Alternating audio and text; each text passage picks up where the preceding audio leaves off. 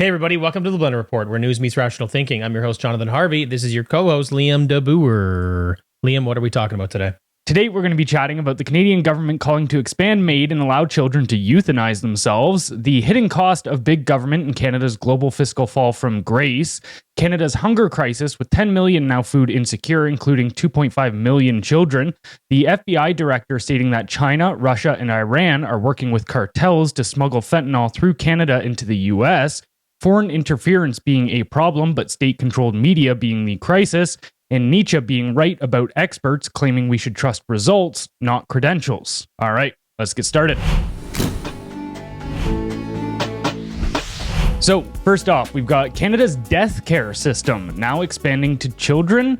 A pamphlet spotted in Manitoba reveals Canada's quiet descent into a disturbing normalization of euthanasia, this time for children. The government brochure explains how a parliamentary committee recommended expanding medical assistance in dying, or MAiD, to quote-unquote mature minors, potentially without parental consent. While Canadians wait months for mental health support, access to state-sanctioned death is swift and streamlined. In 2023, a federal committee endorsed the removal of age-based restrictions, arguing some minors are, quote, competent enough to choose death. Advocacy group Dying with Dignity Canada has even pushed to lower the age to 12. In Quebec, doctors can now legally euthanize unconscious patients who gave prior consent, protected from prosecution. MAiD provider Dr. Ellen Wiebe boasts about her hundreds of assisted deaths, describing her work as rewarding. This isn't compassion, it's clinical cruelty dressed in euphemism. Canada has rebranded death as treatment and is now preparing to offer it to vulnerable children under the guise of dignity. So, how does the concept of mature minors impact parental rights and legal protections? Yeah, this is pretty dark, right? This is pretty dark. This to me is about as bad as it gets. You know, this is the largest erosion of parental rights that I can imagine, other than or along with stealing your kids. Right? It's the same shit. And for me, this is very similar. I know this may sound a little weird, but this is similar to like the sexual transition one. I think it's actually worse than stealing your kids in a sense, because if somebody kidnaps your kids, you have a chance to get them back. Maybe. If maybe they not. Maybe. But you have a chance. Yes. So you're saying there's a chance. So you're saying there's a chance. You give them MAiD. Yeah. There's no reversing that. No. I agree. I put it alongside it because there's been a lot more of stealing your kids over time than there has been, hey, we're gonna kill your kids. Well, maybe not. I don't know. Either way, look, it's really, really dark. But back to my point was that it very much mirrors the sexual transition thing where minors are not fully capable of making irreversible medical decisions. So when you know that, you're like, we don't let them vote, we don't let them, buy alcohol, they can't buy cigarettes, they can't get tattoos, they can't buy lottery tickets because of the ramifications. Otherwise, you'd let them do all those things, right? So how do we give them the opportunity to end their life, regardless of their circumstance? This is just wildly insane. For me, I also don't understand why this is even a conversation. Like, how fucked up are these people that you wanna bring this into the zeitgeist?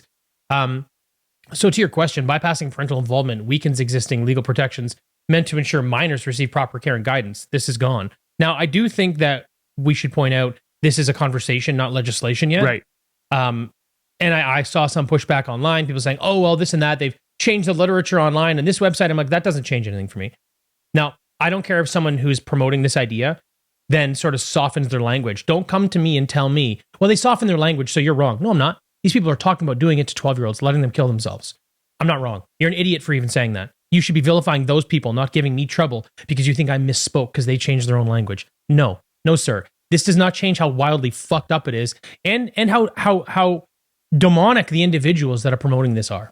Yeah, and that's what I have a major issue with when it comes to both politics and media is the cloaking of intentions in intentionally vague language. And this is what they constantly do. Actually, even like Orwell had a great whole segment on this in one of his essays. I think it was actually called like The Power of Language or something along that nature. He was saying like, okay, well, what do you call it when a government murders innocent people in a war? It's like collateral damage. It's like they come up with these phrases that actually obscure it in your mind so that you can't render an accurate picture of what's happening. Right. Or they'll call it like pacification if they need to. This would happen a lot in wars or imperialism and they would call it pacification, where they would go in, and it really what it means is just completely wrecking a community, destabilizing it so that they can't fight back against your rule. And it's like, that's what pacification. But you hear these terms and you just, I don't really know what they mean.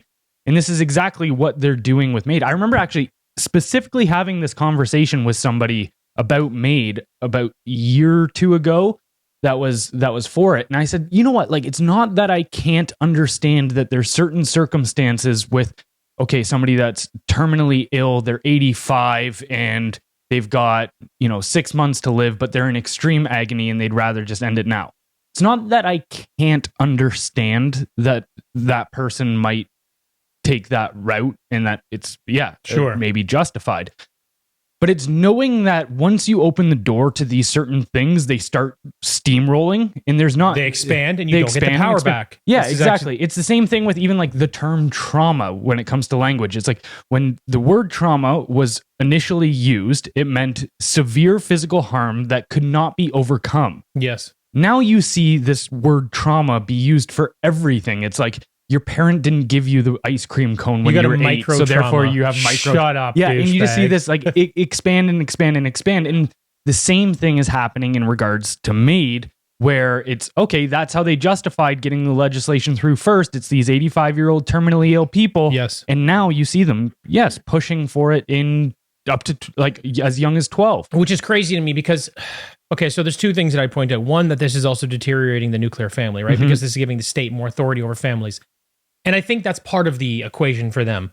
But the people that are continuing to beat this drum and try to expand this program, they need to be researched. Like, these people are mentally ill. This is insane. And that woman, like, she's proud of her work. Yeah.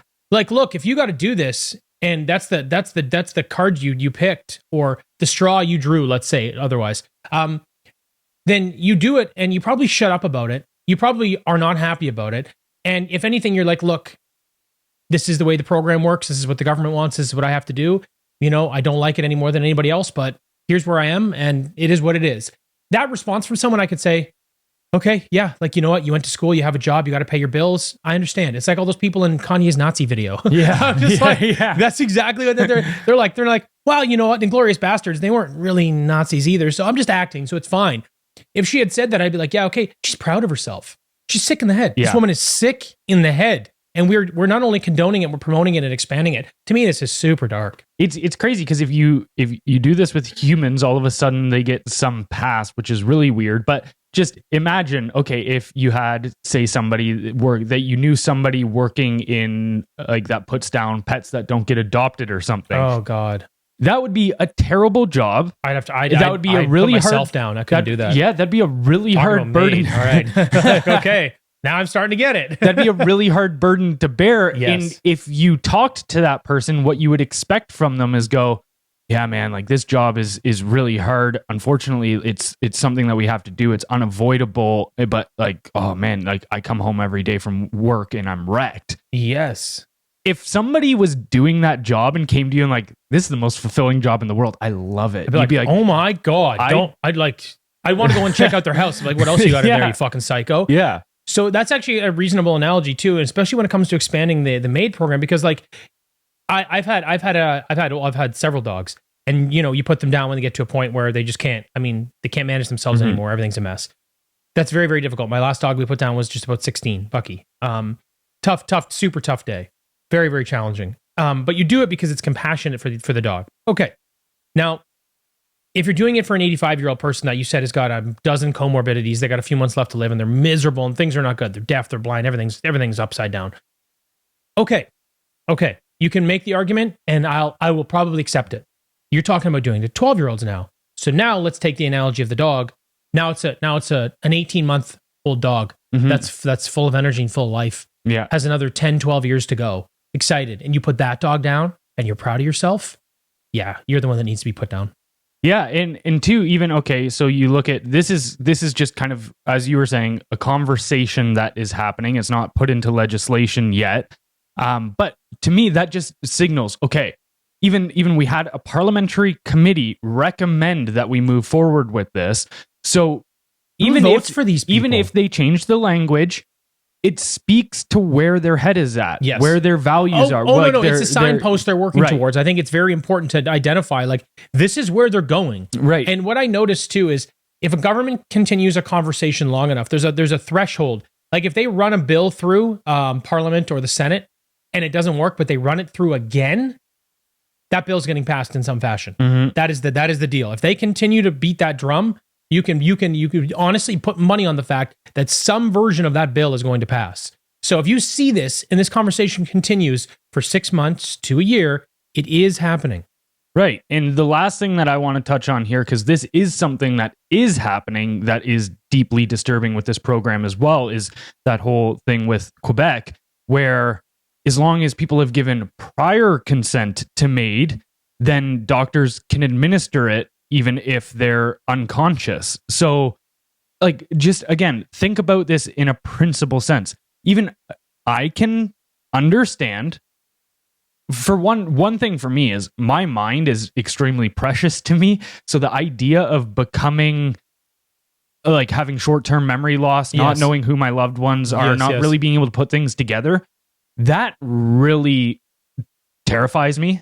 So I can understand, I look at it and go, oh, if I don't know who I am, who the people are around me, what the world means at this point, I can't understand things. Yes.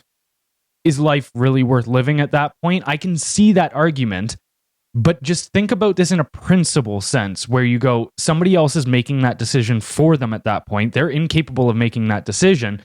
Even if they did give advanced consent, like I think about it very similarly to, say, sexual consent, in the sense where exact same scenario. Let's imagine that person with the extreme dementia that is, or even is unconscious, that person is given consent to their partner.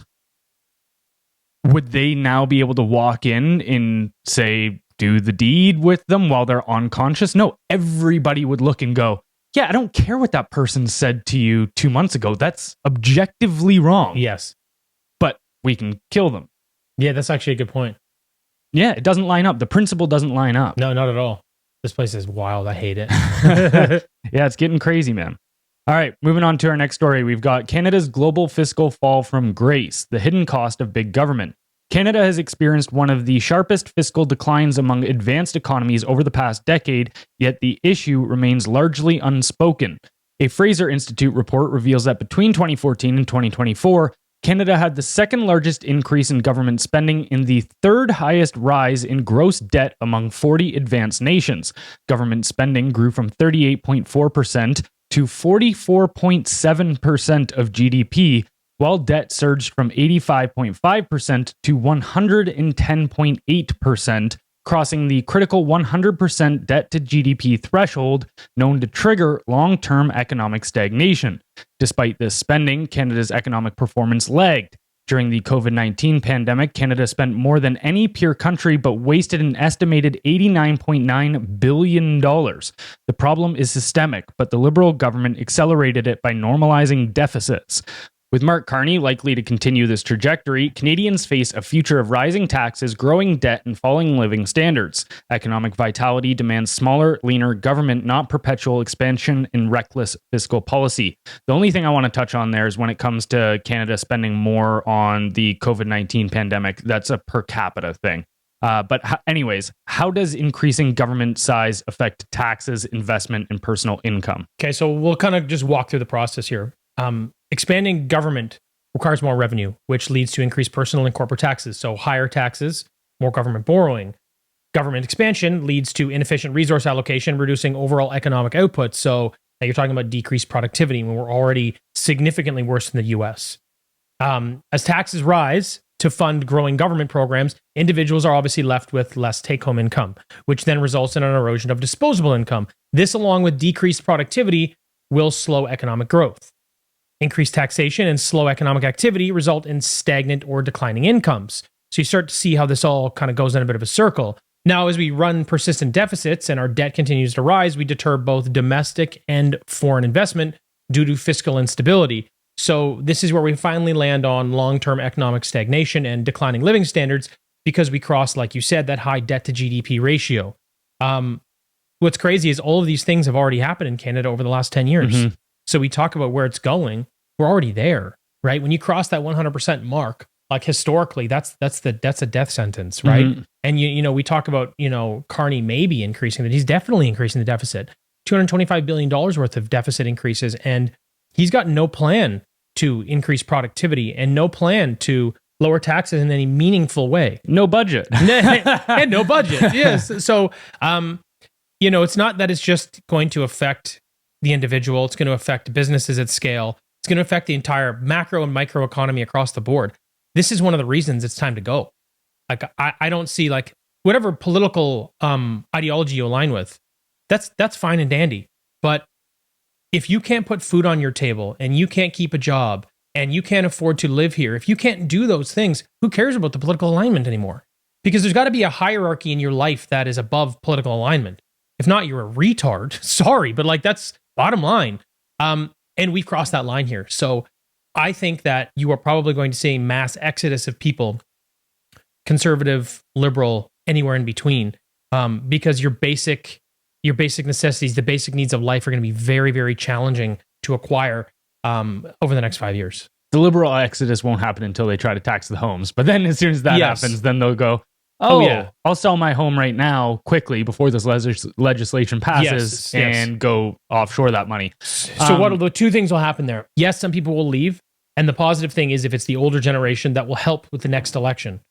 But what I would do if I were like a true liberal and I wanted to stay in this country and I wanted to keep my money here because yay, but if that was the case, it's a tax on home equity. Right. So if you sell your home and say you made $1 million on the home, but you don't want to leave Canada, that's okay. You just sell before the policy comes in, so you're clear on the debt that you would owe, because they can't do it retroactively. If they did it retroactively, that'd be insane. So they won't do it retroactively. So as long as you sell your home and buy a new home of equal value or lesser value, it's fine. Because then when you sell later on, if you ever sell that new home, there's no actual capital gains or very marginal capital gains, because it's anything you gain after the point of purchase. Right. So that might swing things. We'll see how it shakes out. But at the end of the day, this country's an economic dumpster fire. Well, what you were talking about in the very beginning there is actually well fleshed out by Milton Friedman. And I think he talks really brilliantly about this topic, because oftentimes we hear people mention the debt burden and stuff of government and all of this. But as he points out, the real issue is the spending. The debt is the symptom of out of control spending. Yes. And so, let's hop into this video by Milton Friedman here. I think I may say, if you'll pardon me for a digression here for a moment, that those fiscal conservatives who keep their eye on balancing the budget and on the debt are making a great mistake. And in fact, that they have been the handmaidens of the big spenders. What has happened over and over again is that the big spenders get off and start spending money. This produces a deficit. The fiscal conservatives scratch their head and say, my God, we got to do something about that deficit.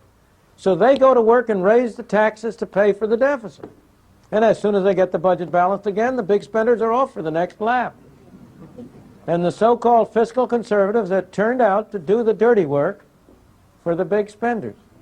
As I said before, keep your eye on one thing and one thing only, how much government is spending. Because that's the true tax. Every budget is balanced. There is no such thing as an unbalanced federal budget.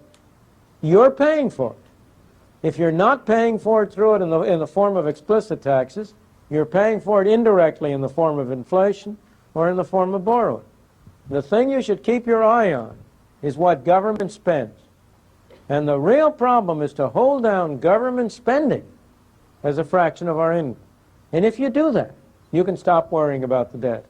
But that's a very important point about all of this, because we get caught up in the numbers of the symptom. I look at it very much similar to how we treat medical stuff. We have a symptom appear and we go, oh, what do we do about this symptom? We need to suppress it. Yes. But it's like, no. We need to stop doing the things that are causing the bad symptom. Yes. But yeah, under Carney and the liberals, that seems to just they've convinced people going. In this country that we need to spend more and more money to be more social friendly. Mm-hmm. It's a weird thing, right? Because sure, you can use causes like climate change. We need to spend money to save the climate. And then everyone goes, you just stole $400 million. Yeah. So that didn't work out. So they kind of backed off on that because the bad press. Okay, that slush fund doesn't work anymore. but they can still bank on the fact that Canada, its identity is represented by social programs. Right. So they go, well, this is how we show that we are just and good people. We spend our money on social programs for the people that need it. Meanwhile, they're shoveling millions of people in here every year and then bankrolling them and buying votes and all this other stuff. And our efficiency's at 20% and healthcare is a mess, even though it's our biggest expense. Everything's a disaster. But they just continue going, but this is the right thing to do, Canada. This is what this is what identifies. This is our identity. This is who we are. So it's interesting that here in this country specifically, they don't have this in America, which I like. They've got this filter that they can use to speak to Canadians, and everyone kind of goes, oh yeah, begrudgingly, I kind of have to get on board. That is Canada. So they basically have a blank check forever, as long as we continue to maintain that identity. Well, yeah, 100%. It's the idea that comes before the action, right? And that idea is definitely inherent in Canada. But you even look at this as well, because I can see the other side of the argument, more, say, Keynesian economic fans. They would say, well, the public spending is actually investing into certain sectors in the future, and therefore the economy is going to be doing better for everyone a couple years from now, and we'll all reap the rewards of this public investment.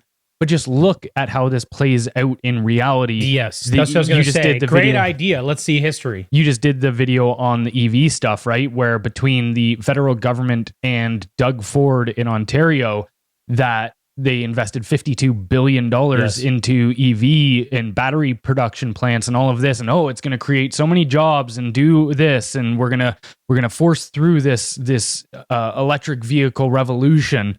But now all of it, Honda's going down to the States, Northvolt went bankrupt. You see all of these projects collapsing. And I'm sure now that $52 billion wasn't prior spent. However, I'm sure a lot of it, definitely some of it. Yeah. And so you go, that's money we're not getting back. That industry is gone. Yes. Is like, I mean, it's effectively.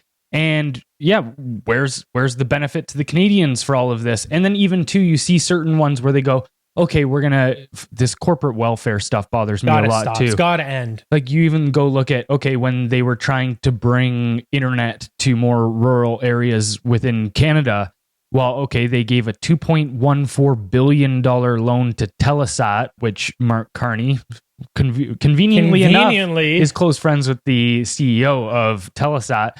But even in that, because they didn't want to go with somebody like Starlink, which is far more cost effective. Which is insane, because they already have the product that they would essentially just have to ramp up manufacturing to supply Canada for this. But they've already got the whole system in place. But the Canadian government gives $2.14 billion to Telesat to say, become a company that is capable of providing the service. Hopefully you can do it, even though no one else has been able to figure out exactly how Elon's done it. And in that contract, they have a clause which means they don't need to actually give, there's no requirement for them to actually provide the service. And you go, what the hell? Like, what are we paying you for? We're giving you $2.14 billion in a contract. I mean, we just were going over this with certain contracts and stuff where you go, oh, no. If I'm providing the service, like that needs to be in the contract. Yes. Like what? Yes. I mean, you have a couple problems here. First of all, it's a boys club at the top, right? And girls are involved, but just the same. And I actually want to sort of steelman their point for a second. They're wrong, but I can appreciate it. I like doing business with my friends that I get along well with and see the world the same way. You know, I was at a buddy's birthday in Texas. It was a 5-day thing, but it was a bunch of like high performing dudes. Everybody does well. So it was like, those are the people you want to do more business with. And that was kind of part of the intention of everybody being there. So that was really great. So you want to do more with your friends. You want to see them do well, see their families do well. It's the same thing in government, right? Well, we're all buddies. The problem is they're stealing our money and lighting it on fire. That's the difference. So I understand why they're going, well, he's my buddy, I'm going to do business with him. Okay, I get that. I can appreciate that. But you're stealing my money and doing nothing with it, at least if it was efficient.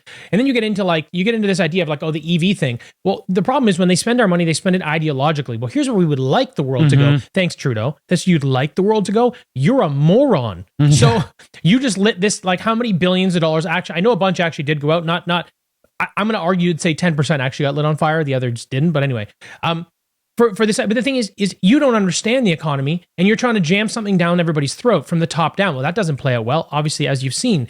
But then even before you spend money on stimulus programs to try to stimulate some sort of economic growth, before you even do that, let's look at how you're spending our money already on programs that we need. How's healthcare spending going? Mm-hmm. How's point at anything you like and show me efficient government spending. If you can show me one thing, I'll say, okay, then maybe they should do stimulus funding. Maybe the Keynesian idea is let's run with it.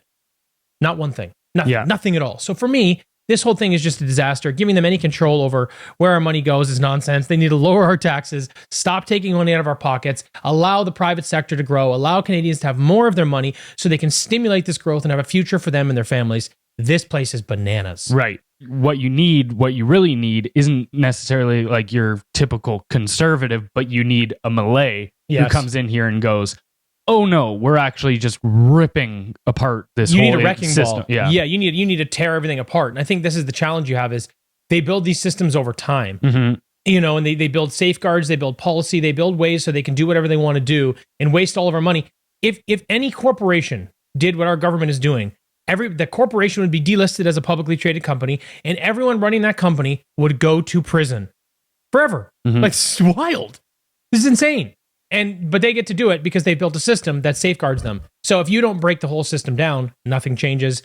And this was actually part of my problem with Pierre Poilievre, is I didn't hear enough about dramatic reform. Right. So like he would have gone in and he would have fixed things, but I think you were just another 5 to 10 years away from being back in the exact same situation we're in today, or at least in a scenario where they can recreate it, which they would have. Hey everyone, we hope you're enjoying this episode. If so, please consider leaving us a kind review wherever you're listening.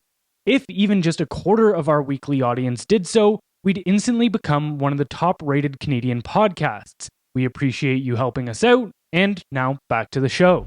All right, moving on to our next story, we've got Canada's hunger crisis. 10 million now food insecure, including 2.5 million children.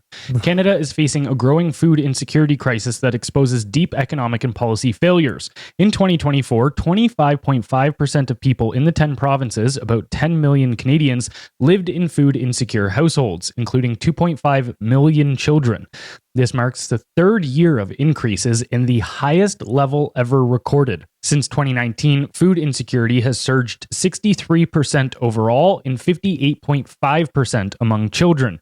The maritime provinces are particularly affected, with nearly 40% of children lacking reliable access to food. Provinces like Alberta, Saskatchewan, and Newfoundland now see 1 in 3 residents food insecure. Oof. Younger Canadians under 45 are the most impacted, especially female lone parent households, over half of whom report food insecurity. The implications are dire, with long-term mental, physical, and developmental effects on children. Yet despite the scale of the problem, political leaders remain largely silent. In a wealthy nation, mass hunger is not a natural outcome. It's a result of deliberate policy failure and mismanagement. So what systemic failures are contributing to the rising rates of hunger in Canada? Well, first answer is look at our previous conversation. Right. Poor economic management. Yeah. And I think this also includes stuff like you can also look at like housing costs, cost of this and that, whatever it is. You can break it down more granularly. But the reality is it's poor economic management. Right. That's one of the, I would say that's the most significant. The other thing then would be a knock-on effect, which is the existing welfare and income assistance programs. They're not keeping up. Now, should they? I guess it's kind of this challenge. It's like, okay, well, if people can't eat, you have to provide them with something, or you're going to have chaos and famine and all these other problems like you're having right now. But it's interesting because if you didn't have poor economic management, you wouldn't have to keep up with the programs because less people would actually need them. So it's like, which one's first? Obviously, it's poor economic management. But now that we're in this scenario, I think you have to expand these programs to keep up. I actually think you do need to, otherwise you're going to have the same problem you're having right now, which you just discussed. But here's the problem. When you expand those programs, you create more government dependency. Mm-hmm. So it's like they created the problem and they created a solution that creates significantly more dependency on them. And then you have this problem where government spending is not been translated into effective relief for those in need. And what frustrates me is you and I talk about government inefficiency and spending all the time. It's probably around 20%. So they're lighting billions and billions of dollars on fire, yet Canadians are going hungry. Yet Canadians keep voting for these people, which to me is bananas. But that's the other thing is I wonder how much of this also has to do with the lack of political will.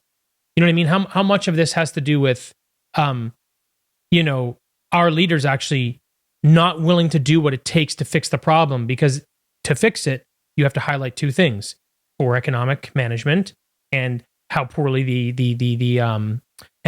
existing welfare programs have done. So when you look at that, you kind of go, okay, so who wants to take the blame? So how do we fix this problem? I actually, you know what? I really like doing this, especially in terms of when it comes to these kind of more broad concepts in countries, because a lot of times people will try to make it seem like it's more complex than it is. But if you take the analogy of, say, just a family in a household, you've got the parents who are essentially the government. They're the ones creating the rules, deciding where the money goes, bringing the money in, all of this kind of stuff, right? And then you've got the children who you're taking care of. If those are just your general citizens, they're the recipients of what you're supposed to be doing. So let's say you've got parents who are completely out of control with their spending. They're lighting up their credit card. They're putting debt onto the family, all of this. Who suffers? It's the kids, because they've got they don't even have the capability, essentially, to stop what's happening within the household. Right. But because the parents are the ones making the decisions. And you actually see that exactly happening here, where you've got this government that is out of control spending. They're taking your taxes and burning them, as you mentioned. Even this is actually really interesting as well with Joe Carson's book, Diagnosis Red Tape. He outlines how in the government, administrative spending accounts for 39% of every dollar that comes in. Wow. So they put caps on charities, right? You can't go over 25% in administrative spending. But what ends up happening is, as you have these different levels of government, so at each individual level, it might not be 39%, but he outlines all of the math. But by the time you get to the bottom, like let's say it's a federal government program led that then ends up, having to fund a municipal initiative. Yeah. Well, by the time it goes through the federal government, money taken off of that every dollar. Then it goes into the municipal government and it's money taken off of every dollar. Right. And by the time it actually gets down to there, you've only got 60 cents of the dollar left. And that's just administrative spending. That doesn't account for things like, that's just the cost of running the programs. That doesn't account for things like corruption and stuff as well, which we saw in the Sustainable Development Technology Fund was roughly 30%, 30 to 40%, depending where you get your estimates from. So you go, that's on top of the 40% that is just completely wasted. So you go, yeah, no wonder kids are going hungry if it's this level of mismanagement within the parental checkbook, so to say. That's sick. But I mean, it really kind of supports my argument that only our government efficiency in spending is 20%. It's basically where you land. The problem is, I don't know how we fix this. And I don't know how we fix it. And I don't see how it gets better over the next 4 to 5 years unless we just continue opening up soup kitchens. It completely depends on essentially the will of the people. And this is why I chose, at least, to do, and I think you're in a very similar boat in reasons for doing so. But this is why I got into doing the media stuff, is because I realized it's an informational war. It's that if people don't even have these ideas, if they don't know where the problem is coming from, and all they ever hear is, oh, we're just going to give you more medication for the symptoms, then it's like, but if they don't never hear the root of the problem, then the change is never going to come. And so to fix it, I think genuinely the first step is just a populace that actually wants change. The liberals control the media, the mainstream media. We'll talk about this after, but they control the mainstream media, they control immigration, they control censorship. And if they've already won this election after ruining the country for 10 years, how do we actually correct course regardless of how bad it gets? Because they'll continue to manipulate the information. So I don't know. Like I struggle to see a way to correct. I want to believe that there is a way, because I don't want to see people go hungry. That's very, very sad. It's miserable, especially in a country that's supposed to be, a first world. This is insane. A first world country. Come on, give me a break. A 60% rise in food insecurity in 5 years is nuts. Well, this is the thing is, people see this information. How do they continue to vote for the same people? Yeah. It just doesn't make any sense. Like, it's just, we need less government. The bottom line is, you just need less government. You need more. You need more private industry. You need a libertarian government. I just don't know how we get there. Like, it's interesting. This kind of changed my perspective after the last election, because I kind of felt like a bit of a dog with a bone. Like, okay, we're going to work through this. We're going to get a new government in. We're going to see if they can fix it. If they can't fix it, there's no hope. But maybe they can. So let's hope. Let's give these guys a push. Let's try to correct course. The country's on fire. Everybody knows it's on fire. Nobody wants to see Trudeau in power. And then as soon as it wasn't Trudeau and it was Carney, people forgot how bad things were. And now, the Conservatives lost. Again, I'm not conservative. I'm more libertarian. It's just, who do you need to vote for to fix the country? But now that it didn't happen, I'm kind of like, okay, well, we'll continue informing Canadians and doing our job, but it's almost like, what's the solution now? Mm-hmm. What does that actually look like? Like, I could see it and go, okay, he's going to win this election, or Pierre's going to win this election. We correct course, we see. But now we look at this like another 4 years from now. What does the country look like? If food insecurity rose 60% in 5 years, how much does it rise again in the next 5 years? When everything is going to get worse, objectively. They are not going to leverage the resources we have to get us out of this mess. So things are going to get worse. So I look at it and I just go like, I'm not sure what the solution is anymore. And I don't think, it's almost Keynesian, like I don't think government is the solution. But I do think we're in a real bad mess where the government has become super heavy-handed and overreaching in the entire country. They have their tentacles in everything. 44.7% of GDP spending. And then that number also gets bigger. That's direct spending, but that number also gets a lot bigger when you look at things like, for instance, tax credits. Yes. Because essentially what they're still doing there is they're directing money into certain areas. So it's not them spending the money themselves, but they are saying, if you put your money towards green energy, we won't tax it as much or whatever. So they still are directing capital into certain industries. And actually, the McDonald Laurier, they did a breakdown on this a while ago. And when you factor in things like pushing money into certain industries through tax reforms, then what you actually get is about 60% of the government 60% of the economy is directed by the government. Right. So when you look at that, you have to sort of find a way to utilize the government apparatus to correct course. Mm-hmm. Whether that means dramatic reform and reducing the size of the government by 50%, so now it's only taking up 40% of our money, or whether it's implementing strategy and policy that actually works effectively. So I don't think the government is the solution, but the problem is the government, and you have to find a way to reform that to fix the problem, because they are the overarching bacteria that is ruining this country. Well, so that's my challenge, is I don't know how we penetrate that. Well, if you look at them like parasites or a disease or of that nature, the state itself at this point, because it's definitely a destructive part of the ecosystem. Yes. Then you've got two options. Either you cut it out now, and that's not going to be great. It's just like surgery. If you go in and say get a tumor removed, you're actually going to feel worse off in the immediate. For a week or two, you might be bedridden, and then it's about a 4 to 6 week, recovery process till you're starting to feel even remotely normal again. But, and not to say that the timeframes are exactly analogous to how the spending issue would work, but the other option is you allow it to continue growing until you decay and die. And so that's how I look at this issue as far as the solution goes. It's either you get in there now and you start consciously dismantling this machine, and you do it in a way that you prioritize certain things. So for a lot of times people will go, well, then, people's welfare and stuff and services are going to be an issue. Well, no, you don't have to start there. You don't have to start there. There's things like, for instance, the fact that since 2017, we've spent over $60 billion on foreign aid going into like climate infrastructure projects in Asia. Yeah. We can cut that out now and be completely fine. No Canadian suffers because we cut that spending. Agreed. Or even things like the EV subsidies. You go, okay, let's take your number. If even of that $52 billion they were going to invest in that, even if they only spent 10% of that up front and it was $5 billion, that's still 8.5% of the deficit from last year. Right then and there, one program, one subsidy wing essentially gets rid of 8.5% of the deficit. That's huge. Agreed. And so there's so many things we can start doing immediately that don't actually affect the person that is struggling hard right now. Yeah, I totally agree. I think, we're on the very, very much on the same page. I just don't know how we get there. Unless you get someone in there, like I said, with the political will to do it. And that will come from the people, right? That's why they spend so much money on propaganda, is to convince people to go along with these sorts of things.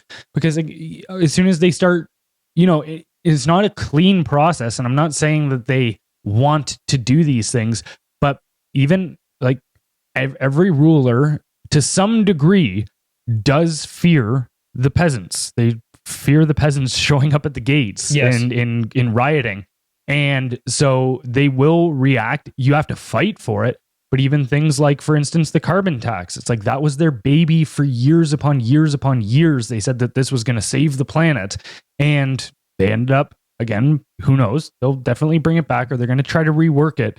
But the fact is that you at least put them on their heels with that. And so they do react a little bit, or whether it's even the budget with Carney, right? He comes out and says, you know what, we're not actually going to get a budget done this year. And all hell breaks loose to the point where even the CBC is going, what the hell are you doing? Yeah. And then he goes, okay, like we're going to stitch together a budget then. So they do react, whether it's to the degree they need to or not, that's a whole nother thing.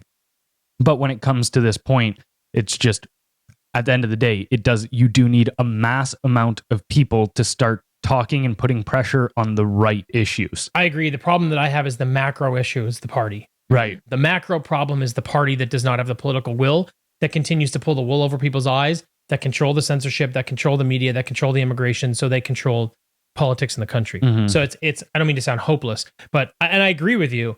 However, the macro, you've got like the ultimate boss that's not going to let you in the door. Mm-hmm. That's my challenge right now. Yeah. Today's podcast is brought to you by The Tallowed Truth, the real secret to better skin. Most products are designed to heal your skin. They're designed to keep you buying more. More dryness, use this moisturizer. Now you have redness, add this toner. It's a never-ending cycle, but real skincare doesn't create dependency. It restores balance. And the best way to do that is to feed your skin what it actually needs. The truth is, you shouldn't put anything on your skin that you wouldn't put in your mouth. That's why I use F-Bomb from The Tallowed Truth, made from grass-fed, grass-finished tallow with honey and frankincense. It's hormone-free, antibiotic-free, steroid-free, GMO-free, and vaccine-free, because I know that's important to a lot of you. And here's why we love them. They're a Freedom First brand that supports Blendr News and everything we stand for. And with a 30-day money-back guarantee, you've got nothing to lose. Try it today at thetallowedtruth.com/blender and use code BLENDR, that's BLENDR, for 15% off all products, including bundles that are already discounted.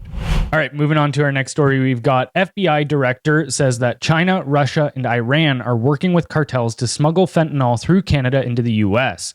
The Liberal government continues to downplay Canada's role in the fentanyl crisis, but U.S. officials are raising alarms. FBI Director Kash Patel recently accused Canada of being a major trafficking route for fentanyl entering the U.S., citing partnerships between China, Russia, Iran, and drug cartels that operate through Vancouver.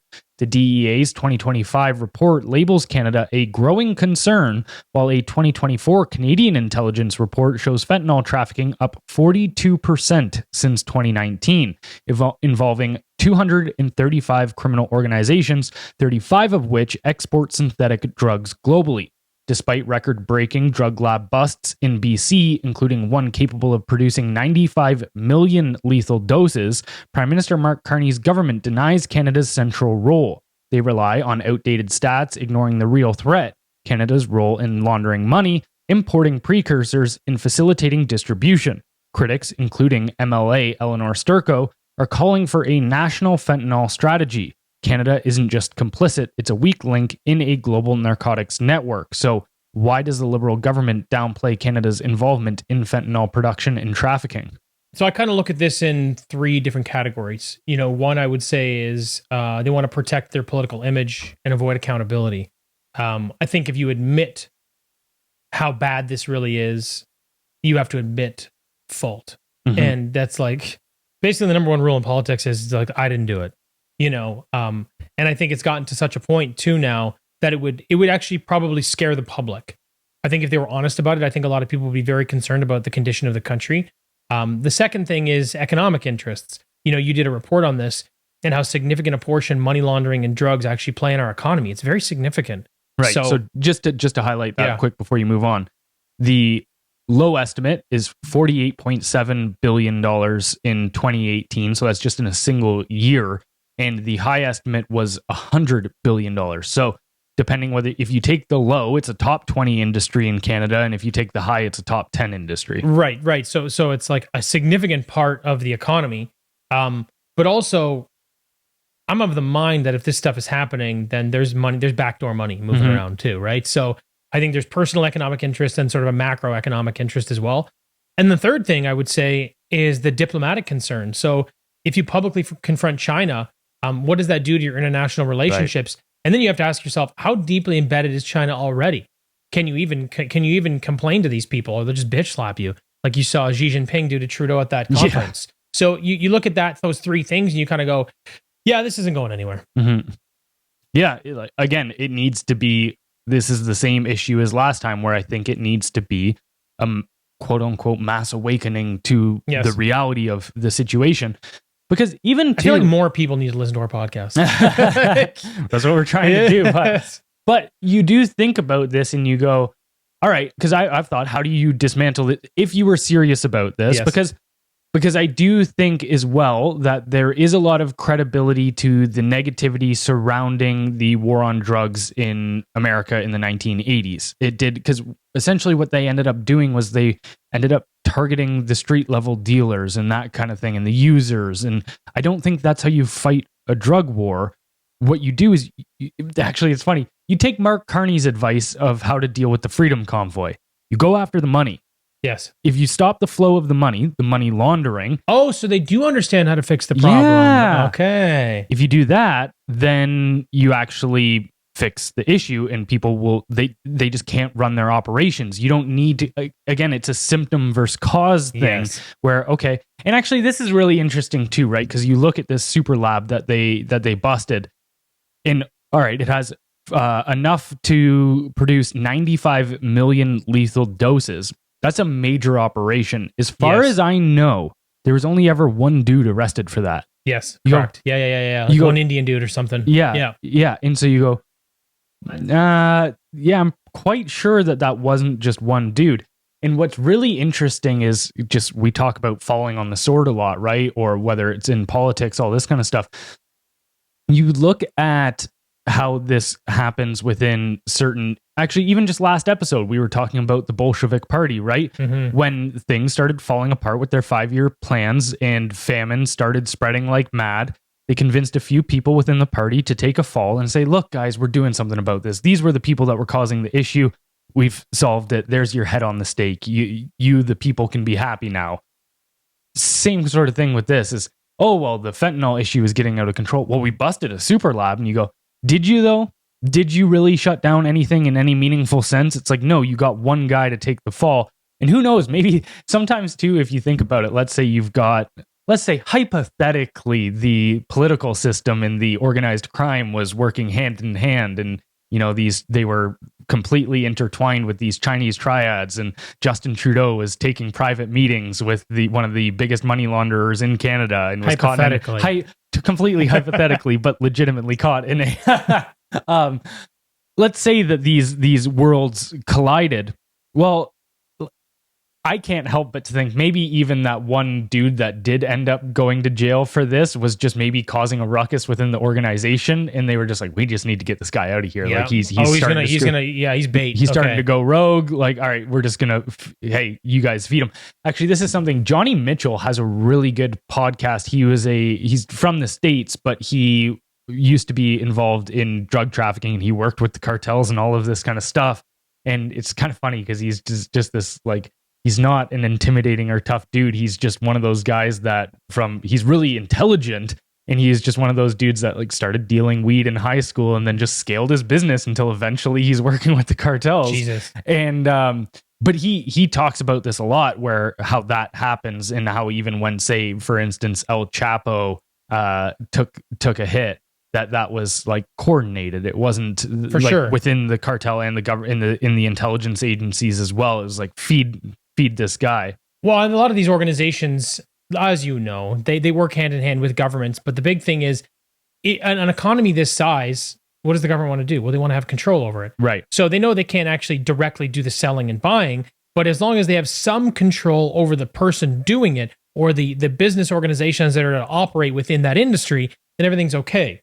So that's why they do this, to be, they show face by taking one guy down here and there and whatever. But ultimately, they want to make sure that they can have some control over the people in place. And again, they're not going to break down these economies. They're far too big. Have you ever seen the movie Sicario? Yes. Really good movie. I was just thinking of it and I couldn't think of the name. It's so good. Yeah. And Because I was like, this is the example. Yeah. Somebody can go watch to see how this works out. But, I'll give the Spark Notes here. Spoiler alert. Just skip this part if you want to go watch it.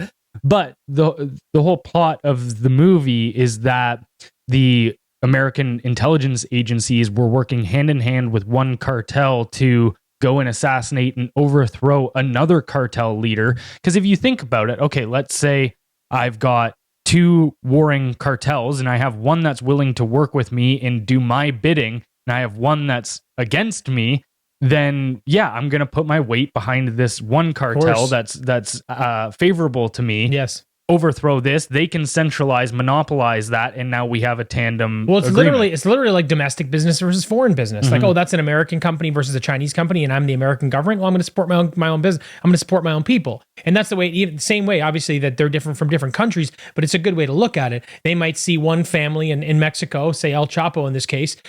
He's favorable to America. He's an American business, quote unquote. So we're going to support him, and we're going to help him take out the other guys. Yeah, we're good. This is how we thrive. Yeah. It's just another business. There's just killing in it. It's Game of Thrones shit. Yes. All right, moving on to our next story. We've got foreign interference is a problem, but state-controlled media is the crisis. Commissioner Marie-Josée Hogue's final report confirms what many Canadians feared. Foreign powers like China and Russia are actively interfering in Canada's elections through deepfakes, disinformation, and coordinated online campaigns. But the report also reveals a deeper threat. Not just external interference, but domestic manipulation. While the government decries foreign disinfo, it quietly funds over 90% of Canada's media. This conflict of interest turns the press into a propaganda wing of the same political class accused of electoral vulnerability. The report details real examples of Chinese proxies spreading lies on WeChat and deepfakes targeting politicians, but these threats pale in comparison to the broader collapse of media independence. Canadians are left to choose between government-subsidized narratives and the chaos of algorithm-driven social media, with few truly independent voices left. The real danger isn't just what foreign agents do, it's that our democracy is being hollowed out from within. So how does this lack of independent media limit Canadians' ability to make informed decisions? Well, it definitely distorts public perception, and it creates sort of this false consensus. You think everybody's in agreement when all you hear is the same thing over and over again. So there's no new ideas. You don't challenge the information you're given. I also think it reduces transparency. So when the government is doing things that deserve some sort of criticism or investigative reporting, these things don't exist. So again, you feel like, well, everything's already agreed upon. We're good. I also think it leaves us vulnerable to propaganda, right? So if you're only getting one side of the story, well, then that is the story.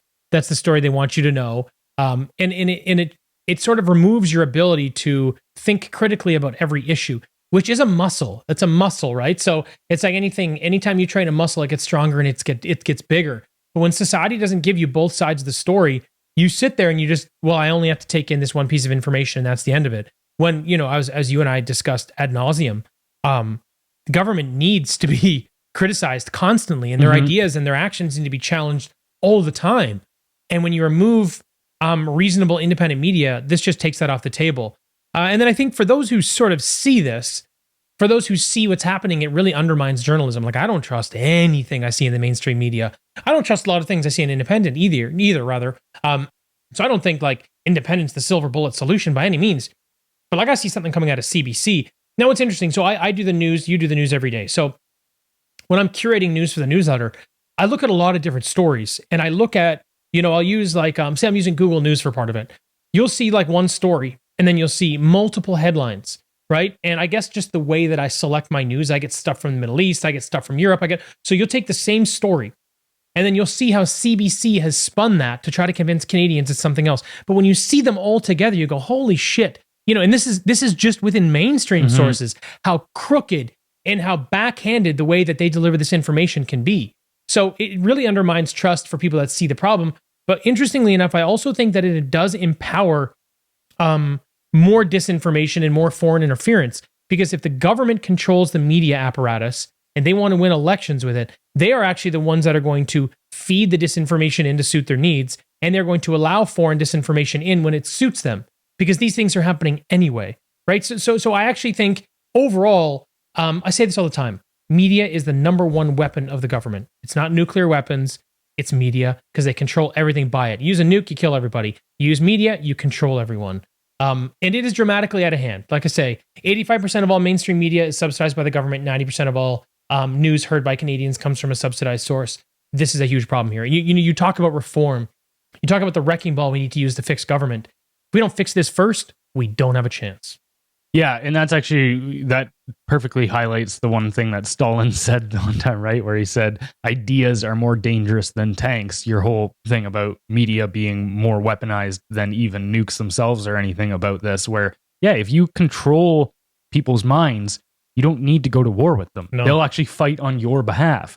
And so one thing in this topic as well that I think is really important to flesh out is what these people mean when they say disinformation. Because yes, there is the definition in the understanding of disinformation as purposely spread false information with the intent to destabilize. Yes. That's what we commonly think about it as. But when you actually look at, so for instance, NATO, how they think about disinformation, these organizations, they'll often pay think tanks to come up with concepts. They'll say, hey, we want to engage in the war on disinformation or information, right? It's an informational warfare space.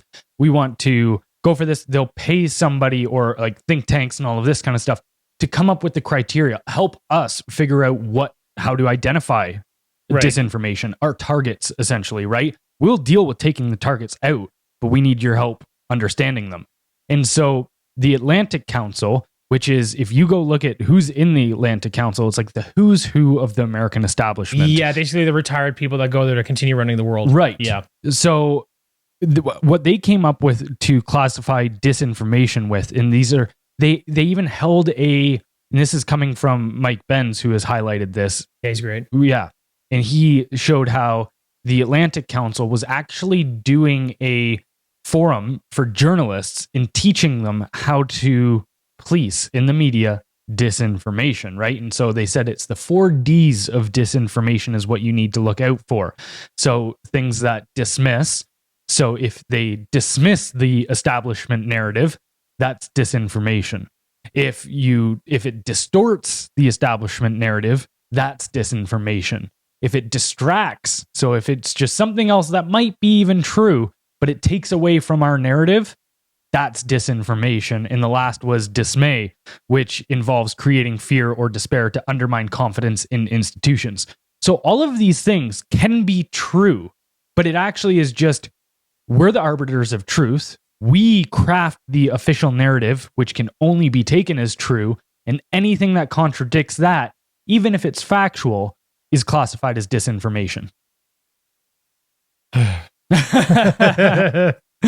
But the last thing too, I guess, to touch so it definitely empowers foreign disinformation and domestic disinformation. Right. And you also even see as well, when it comes to things like foreign disinformation and how the Canadian government wants to deal with it, or even the Liberal Party or the media, they're extremely selective in how they target that. So a great example is even how we saw, okay, they took Ruby Dalla out of the Liberal leadership race, saying that she was getting, that foreign agents were helping her along, and obviously they were alluding to India, which, hey, even may have been true. I didn't look into it deep enough, so I'm not even saying that that was a false narrative. However, you see that WeChat in the Chinese Communist Party was favoring Mark Carney in the Liberal leadership race, and they were running WeChat campaigns against Chrystia Freeland and favoring Mark Carney and propagandizing Canadian citizens into voting for, Chinese moved to Canadian citizens because it was all in Chinese media and stuff. But either way, they were running these quote unquote disinfo campaigns, and the Liberal government was absolutely silent on those. Yeah, so they're like, well, he doesn't know. And they're like, is it really helping Mark Carney? I'm like, is that a headline? Yeah. Give me a fucking break. Yeah, wild. All right, last one for the day. We've got Nietzsche was right about experts. It's time to trust results, not credentials. The age of blind trust in experts is ending. Institutional authority, once accepted without question, is losing credibility due to repeated failures by bureaucrats, academics, and health officials. Today, trust must be earned through action, not awarded by degrees or titles. Friedrich Nietzsche foresaw this shift, criticizing experts who parroted dominant ideologies rather than thinking independently. He called them, quote, bureaucrats of knowledge, more concerned with preserving the status quo than seeking truth. Nietzsche distinguished between knowledge, which is acquired and credentialed, and wisdom, which emerges from introspection, struggled, and lived experience. He mocked those who cloaked cowardice in jargon and complexity, arguing that true insight demands courage and self-overcoming. Even science, he warned, can become dogmatic when treated as the only valid worldview. As institutions falter, Nietzsche's warning feels prophetic. The future belongs not to the credentialed conformists, but to those who prove their worth through integrity, risk, and results. The new era demands discernment, not deference. So how does Nietzsche's critique apply to current scientific and medical institutions? Okay, so the way that I thought to do this best was to highlight the things that have gone wrong in society that challenge the idea of credentials over trust. So, I mean, and for me, and you can correct me if you feel otherwise, a lot of this really came to light through the pandemic issue. So, the COVID flip-flops and the power abuse, with the public health experts contradicting themselves and actual science, I think that's for me where a lot of it started, where like your credentials don't mean anything anymore. It was interesting actually how many conversations, because I was deeply into the COVID stuff.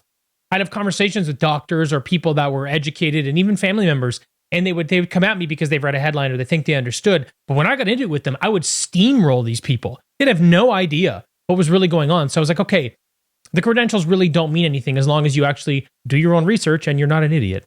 The next thing that I would say is the trust the science dogma that came with it. That to me was a macro one, a really, really big problem, because that wasn't just trust the science. That was like, you can't challenge any ideas within the scientific community anymore, which is so weird because, I'll go back to my do your own research thing. My son watches Elmo's World. So every time Elmo's World, in every episode, they have this thing where they are trying to figure out what this is. Or what are we talking about today? Well, let's look it up. That's what they say. That's literally the words they do. Let's look it up. Let's do our research. So you're teaching children, if you don't know what this is, well, go look it up. Well, let's go figure it out together. Then they teach you what it is. It's wonderful. Except when it comes to this, as an adult, I'm not allowed to look it up. Right. I'm not allowed to do any research. So the tools I was given as a kid, well, that doesn't apply here. Just trust the science. So again, you're like, credentials, trust. Censorship of dissent. This was a big one for me because the doctors and scientists who challenge the mainstream narratives, see, I'm an idiot.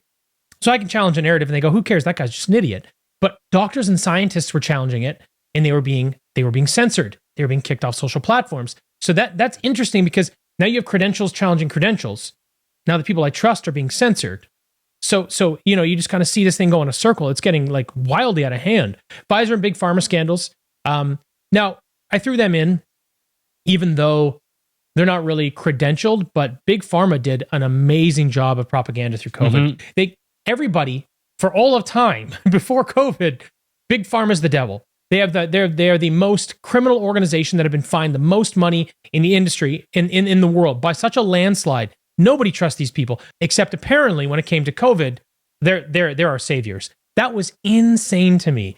Then I would move on to academia's ideological capture. So this kind of goes into the root of the problem, where you can have your credentials, but the problem is academia itself is captured. So even if your credentials are valuable or you think that they're valuable, the organization from which you got them is completely compromised. So then we get into this trust issue again. And I don't know how many people believe that academia is as compromised as you and I might believe.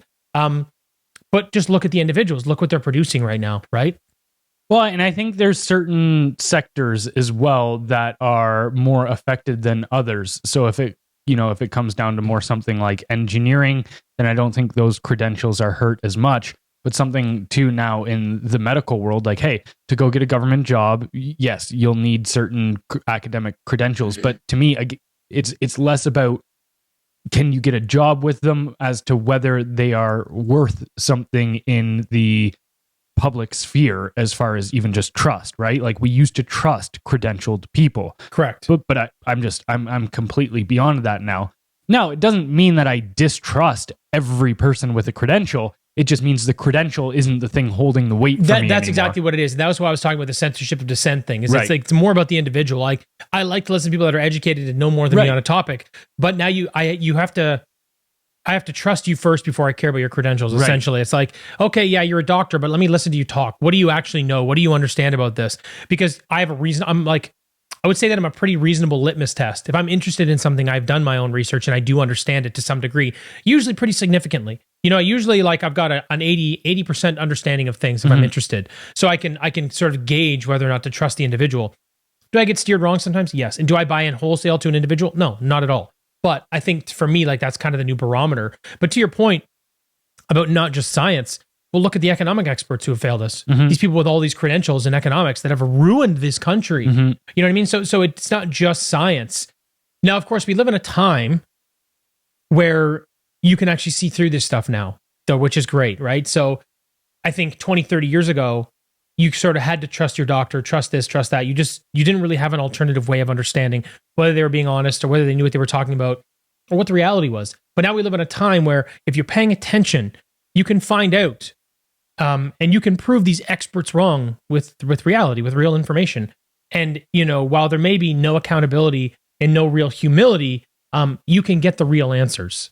So at least we live in a time where you can choose trust over credentials and get the truth.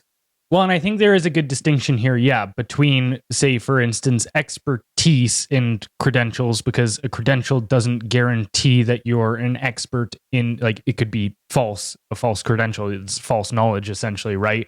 But I think the big thing, and this is what Nietzsche was pointing to, is that experience is a big part of it. And that's how I've started looking at people, whether it's, say, on the financial front, whether it's on the health front, any of this stuff. Who are you as a person? Like, for instance, if I want to take in information about what it takes to be healthy, or say a Huberman type, I listen to Huberman and I go, yeah, Huberman's jacked. He looks healthy. He's somebody that I would aspire to become in that regard. So I'll listen to his advice, the breadcrumbs that he's laying to show me the path that he's taken. Yes. But if I'm going to go look at the Biden health secretary who was a transgender blob, the whole thing was a mess. I'm like, I'm not taking health advice from you. Zero chance. Because even if you're right, how you're unable to apply it to yourself, essentially. Yes. But at that point, it's the same thing with, I'm not going to take real estate advice from a homeless person. I'm not going to take financial advice from somebody who's poor. Broke, yes. And so that is, I think, the biggest thing now that especially I feel a lot of people are waking up to is you know what, I care less about what you're saying, but who are you? Who's the person that's saying the things? That's how you build trust. Right. I think that's what's interesting about today's day and age.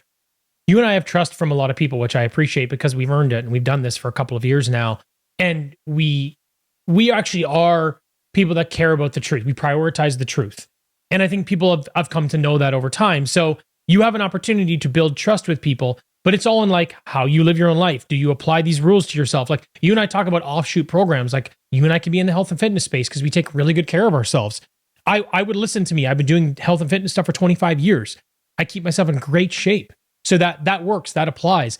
And it's nice that we live in a world where you're not just stuck listening to someone with credentials. You can actually go prove yourself and build trust in a community, and then you can move the needle that way, which I think is really positive. Well, that's interesting even on the concept of trust itself, right? Because you get a lot of people where they'll say, even, in outside of the political realm or anything going on in society, they'll say something like, trust in a relationship is really important, right? Yes. And then how a lot of people take that, and it is, you need to be able to trust your partner. But how a lot of people take that is that the trust should be defaulted. But that's not the real issue. What needs to happen is that both people need to be acting in a trustworthy way. Yes. In that, essentially what trust boils down to is that what you say aligns with your actions. Yes. And actually, this is a thing that I really like, even on a personal level, which I think it was Chris Williamson's concept, where he was saying, if, let's say, a friend comes to you and constantly says, oh, I'm going to do this, whether it's even I'm going to get in shape, but they never do, or whether, hey, it's a coworker that says, I'll get this thing done, but they don't get it done. And then it ends up falling on you. Well, if you even do that to yourself, if you stop following through on the things that you say you're going to do, then you do end up losing trust even in yourself. You might not admit it, but like your psyche starts to break down in that way. But this is where circling back around to the original topic, this is the crux of the issue, I think, is that the actions of the people that are in charge and want to be seen as authority figures, credentialed, don't align with their actions. Yes, agreed. Anything else you want to add today? No, that's good, man. All right. Before we get out of here, don't forget to head over to our Substack where you can sign up for our newsletter, which goes out 5 days a week. That's blendrnews.substack.com. And also, actually, all of our sources are in there as well. So I've seen some people too on talking about the podcast. Hey, where can I find the things you're talking about? We link all the articles and to our source material in there as well. So head over there, sign up for a subscription if you can support the show. If not, it's also free. And we'll catch you next week. Bye, everybody.